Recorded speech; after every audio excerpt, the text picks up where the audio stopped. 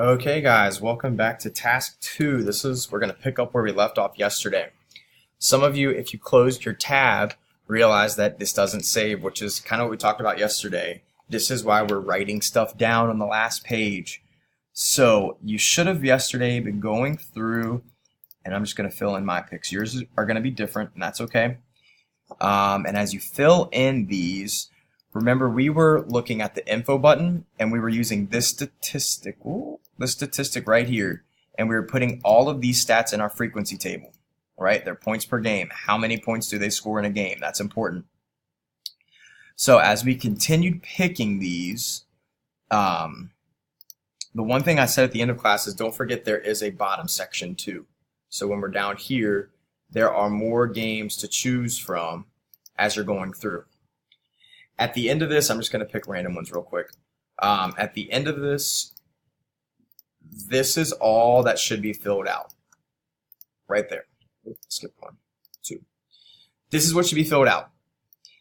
At the end of this, your frequency table should be done.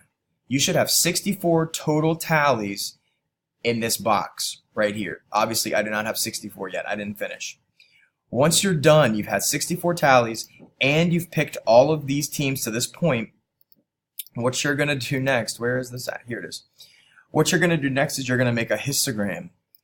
And the histogram is going to be based on your frequency table. So as you can see, I didn't have any tallies in this first range, so I didn't draw a bar. My second range is from 65.1 to 70. So that bar needs to go up to 6 because I have 6 teams that scored in that range. So then if I did the next one, I would have, 70.1 to 75. That bar would need to go up to 16. Okay? I want to point out here, use a ruler. I did not. My lines are crooked. Use a ruler.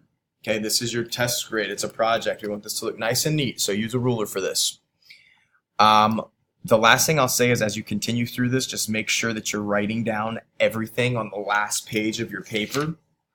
So that way, in case your page reloads or refreshes or something happens, it's all in writing there. If you leave this tab up on your Chromebook, this should not erase, I hope. But just to be safe, make sure you write it down. Okay, once you're done with your histogram, finish that up, and then go ahead and watch task 3's video to explain how that task is going to work.